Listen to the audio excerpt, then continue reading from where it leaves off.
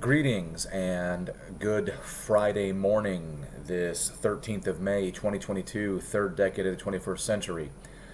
Uh, Today I'm going to skip the preamble, so if it's your first time coming to my channel, I apologize if I don't explain why I created this channel, etc. Instead, I'm just going to basically get right into it. Today is the 5-year anniversary of my stepfather's passing.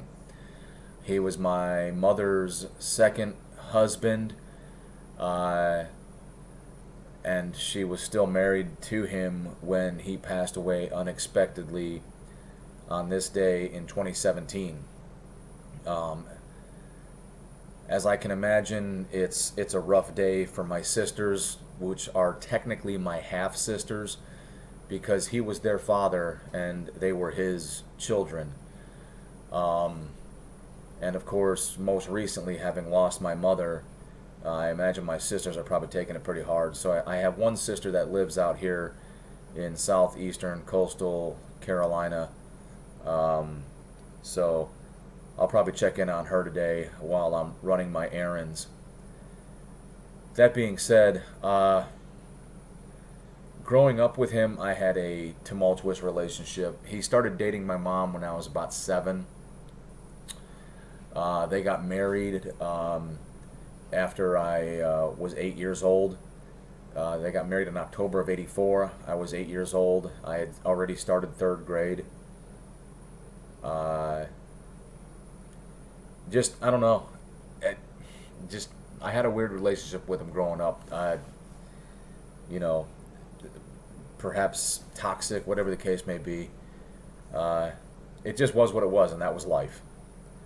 Um, I learned some good lessons. I learned them the hard way. I probably learned them by some measure the inappropriate way, but I learned specifically what I remember is I learned the value of things. I learned the value of your personal property.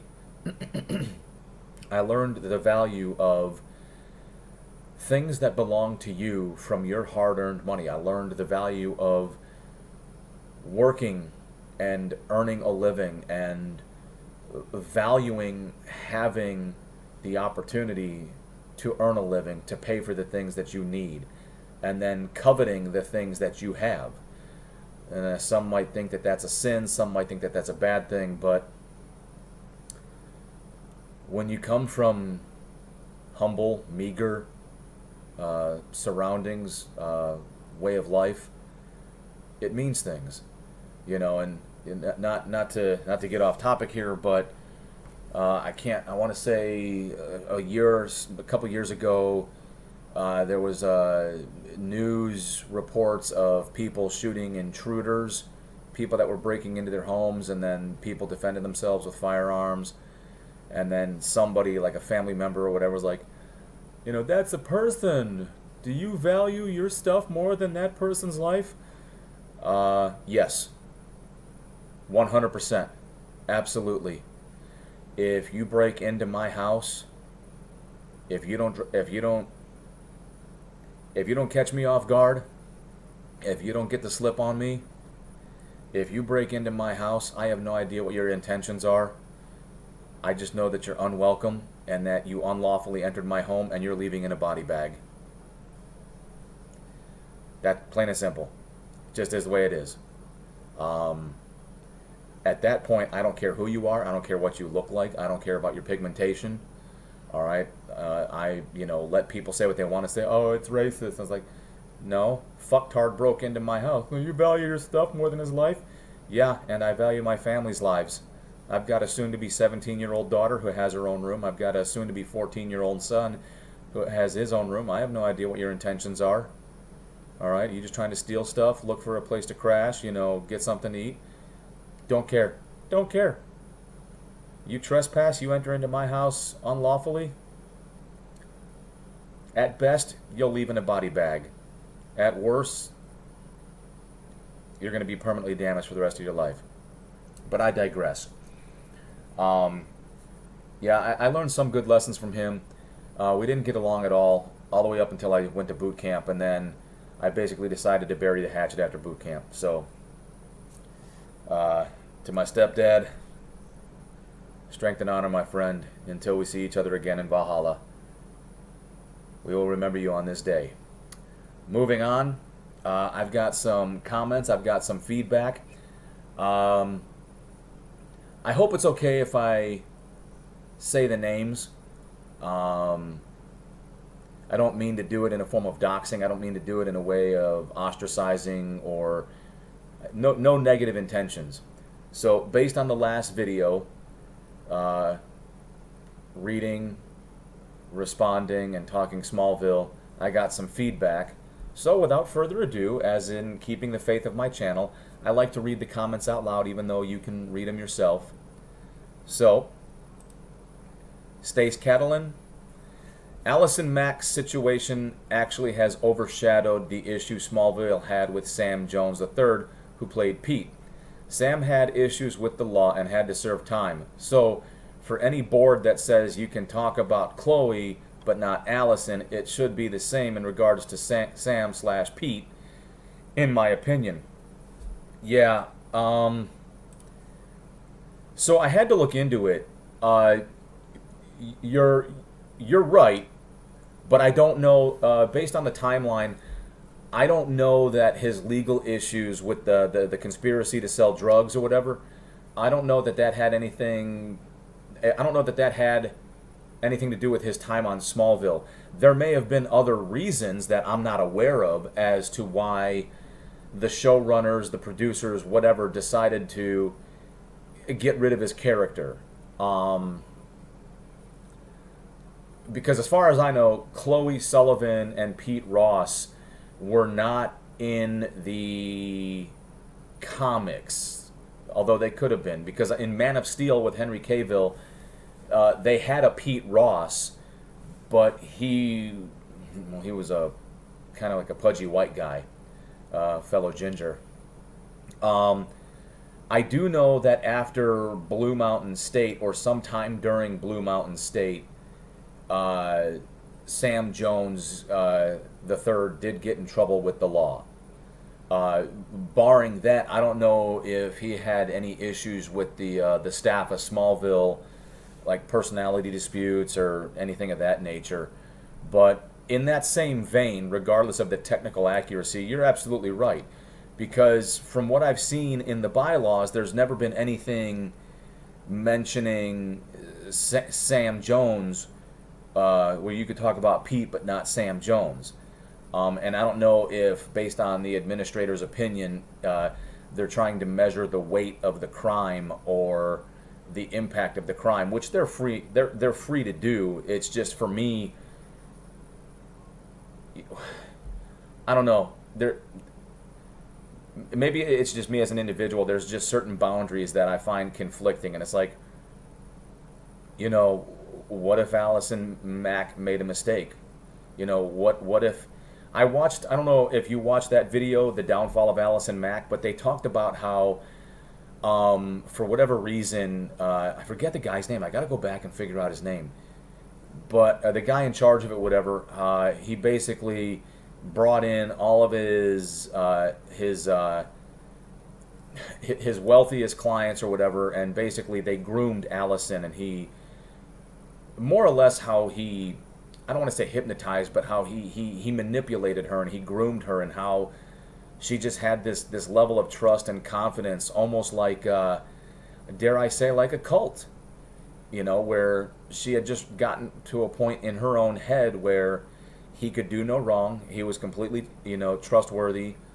And I think it's a shame, but I'll tell you what, I think that warrants its own video. And I'm working with some people right now to figure out whether I need to get software, or whether the software I already have can help me basically have video footage, and whether I'm down in another like little space commenting or whatever the case may be. I'd like to improve upon my production capacity.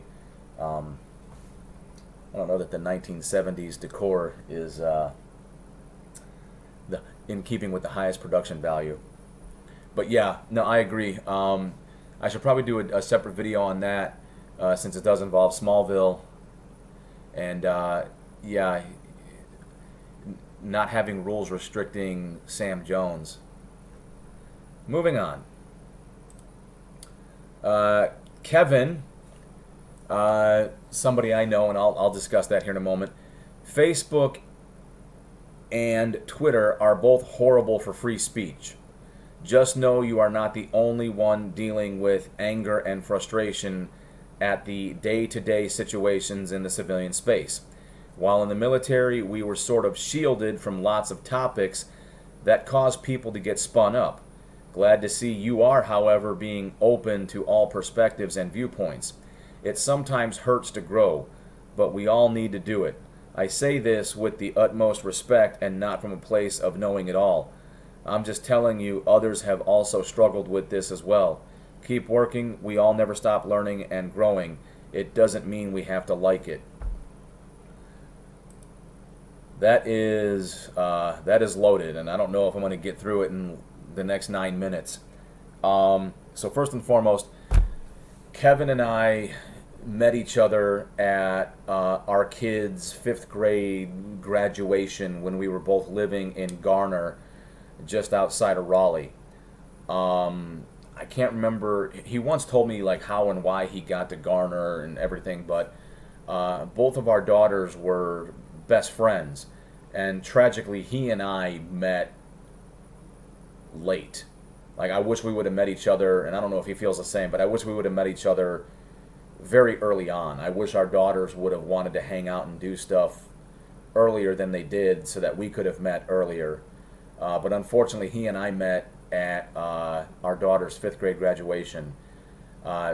If you're new, if you don't remember, don't know, we moved to Garner, not specifically Garner, but we moved up to that area to get closer to Duke University Medical Center for our son, who was being treated for post-transplant care. 7 days into retirement, our son would pass away, and I guess at that time we just felt like, well, we're here, this is where we are, this is where we stay, or this is where we're staying, you know, we've got to make it work. And for whatever reason, we never really entertained the notion of relocating or moving. It just, I don't know, I guess honestly we felt stuck. Kevin probably would have been a great support person, a great support network, you know, somebody else who had served, somebody else who had gotten out, somebody else who had started venturing into the civilian world long before I did.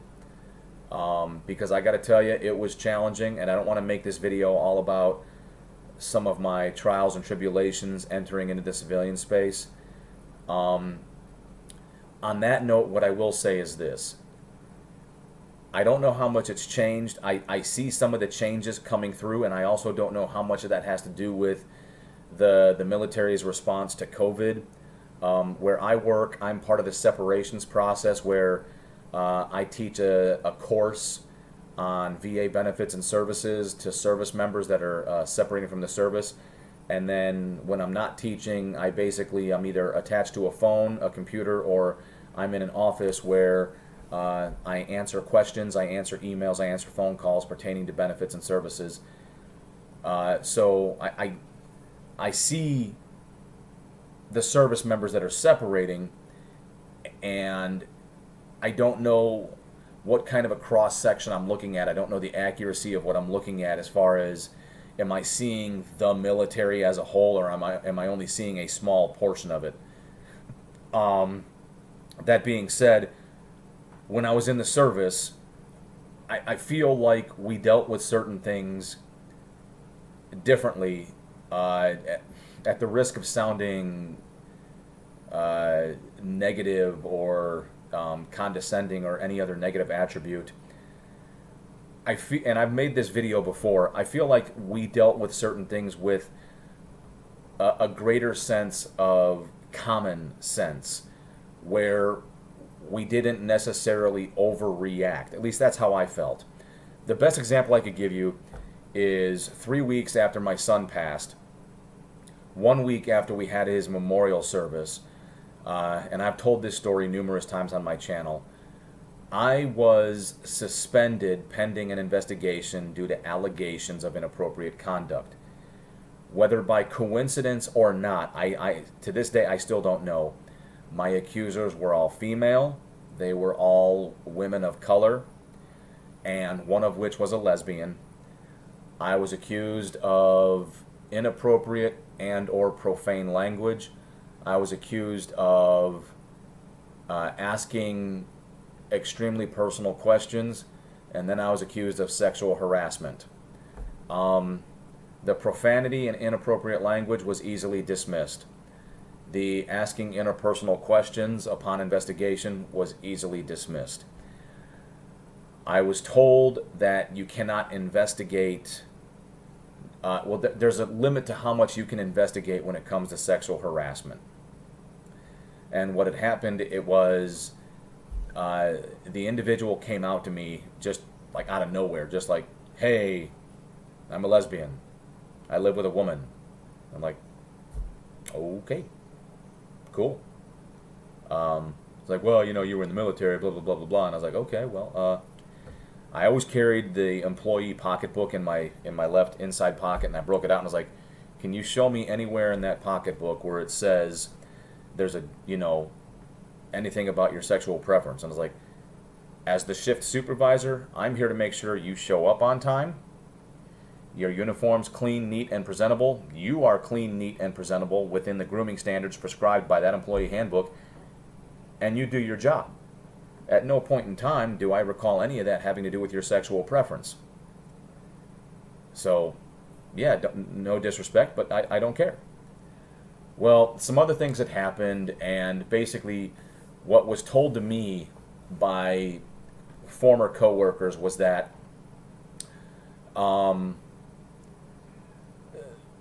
there was some misconduct on her behalf that I handled in accordance with the handbook. I just verbally said, hey, blah, blah, blah. And to me, it was completely done. Well, she was under the impression that I was threatening her job. So she decided to strike first. Quite literally, in those words, she got two of her friends together, which I didn't even know that they were friends. I didn't even know that there was this little group of women who all knew each other previously, that were all friends with one another. And it started with one, and as positions became available, she would call her friends, but like, hey, come on, come on. So she got all of her friends hired. So I didn't know that they were all like this little sisterhood thing. So they all got together and decided, yeah, let's strike. And what the only reason I bring it up is because, first and foremost, I don't know if they contemplated the consequences of their actions, because to this day I still want vengeance. Because of everything that took place as a result of that. And the reason I bring it up is because in the military, there would have been like an investigation. It's like, I would have said my piece, and then like, well, did he do that? Well, yeah, he did that, and I found it offensive. And it's like, well, show me in the Marine Corps', disciplinary manuals or codes of conduct or whatever, where that is an inappropriate response. And it's like, well, I just didn't like it. And it's like, well, tough shit. We're here to do a mission. Okay? You basically asked him a question. He answered it. There's no requirement for you to like his response. He didn't use any derogatory language. He didn't use any offensive language. He didn't use any insensitive language. You just don't like him, and you just didn't like his response. And furthermore, we feel as though you're trying to character assassinate a higher-ranking individual. We had a unique way of dealing with it in the military. I don't know if that's since then changed, but the other thing too is it would have been bygones be bygones. I wouldn't have lost my position. I wouldn't have lost my pay. If necessary, we would have separated each other, but she wouldn't have lost her position, or she wouldn't have lost her billet. She wouldn't have lost her pay. If anything, she would have just assumed the exact same position somewhere else, different platoon, different company, or me, I would have done this. I would have gone to a different platoon or a different company. To be honest, in the military, at least in the Marine Corps, they probably would have moved her to try to find her a place where maybe it would have been more agreeable. And the military was good for that too. At least the Marine Corps was in making an attempt to identify personality issues. Like, hey, you're a decent person, but for some reason you two are just toxic to each other. We got to separate you two. And I haven't found that to be the same in the civilian world. But where I work now, I work with a bunch of veterans. All right, there's 9 of us in the office. There's 10 of us technically. We're all veterans. Pretty much all of us except one are retired. And we kind of have a common sense approach. And yeah, it can be frustrating at times. I mentioned the whole 0.7, 4.3, 95%. When I was living up in Raleigh, the 95% was overwhelming at times. I mean, nothing like going to a job interview and being accused of being a baby killer, or being asked what it's like to be a baby killer. Or going on job interviews and everybody thinks that you're like some super secret squirrel and you're on a first name basis and you play poker and drink with Rob O'Neill and Marcus Luttrell, or God rest his soul, but back when he was alive, Chris Kyle, and some of these other legendary names. And it's like, no, that's not me.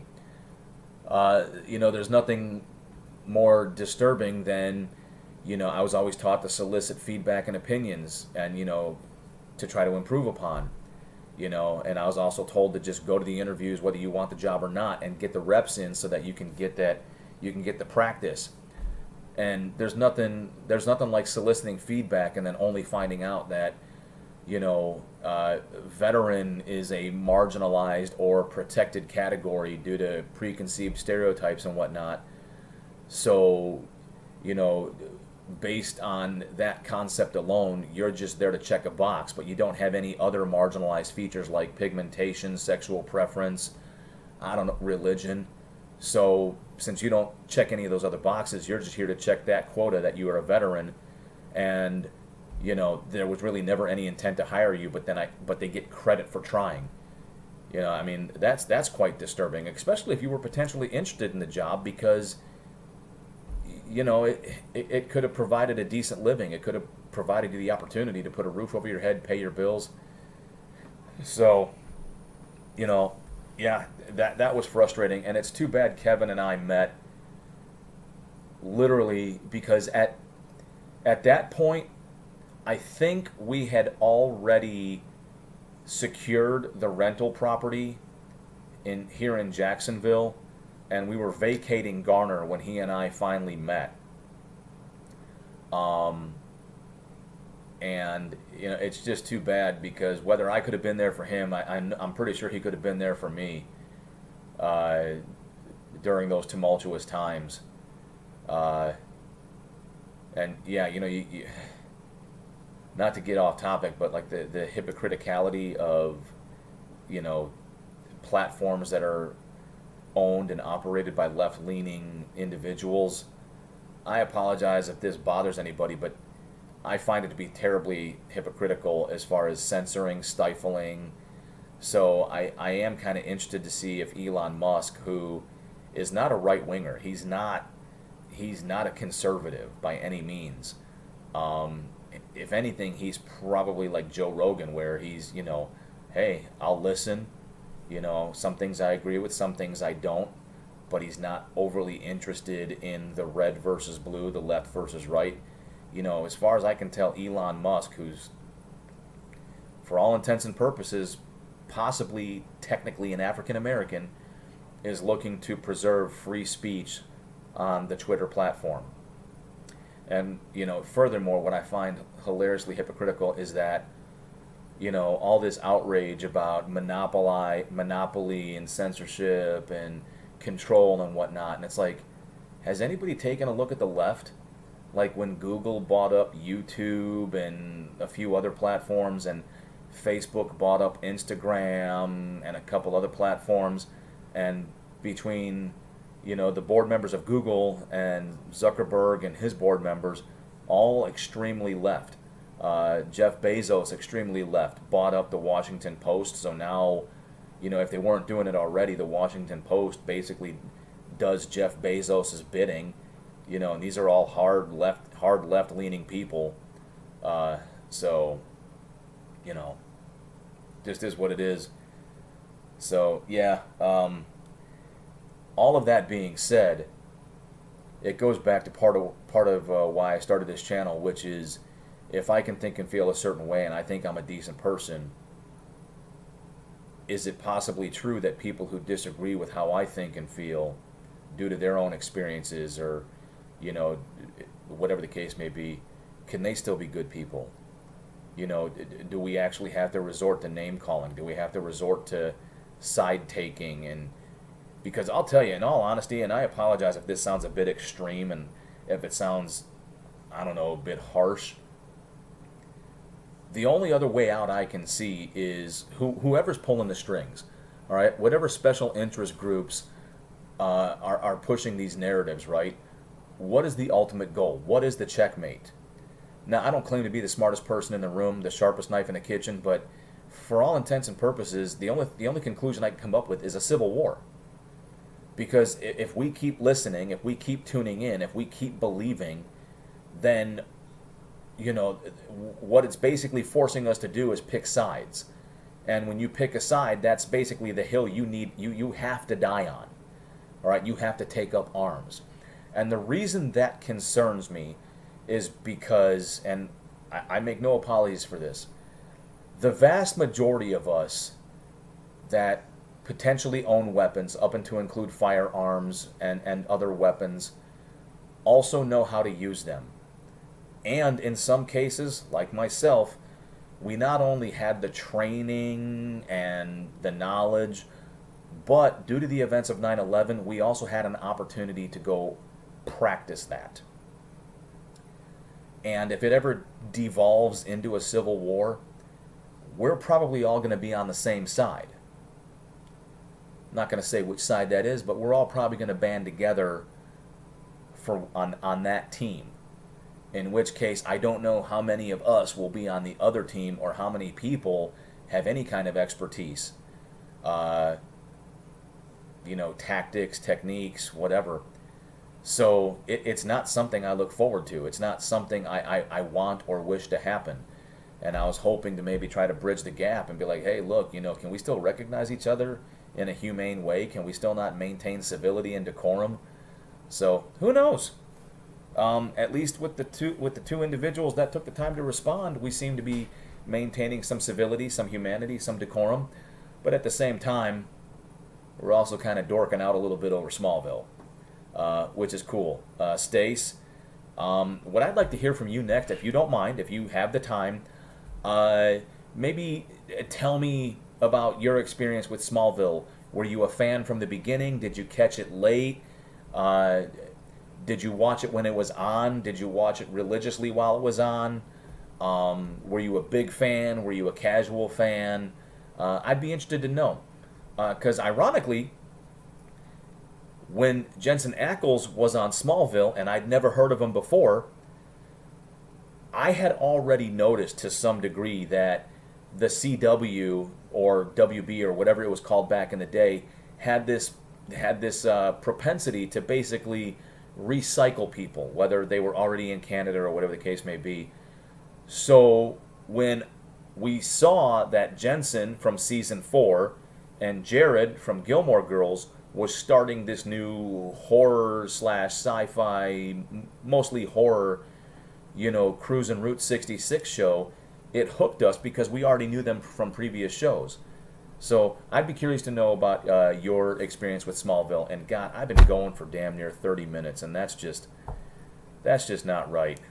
My apologies, everybody. But hey, it's Friday. For me at least, I wear red to remember everyone deployed. It's the weekend.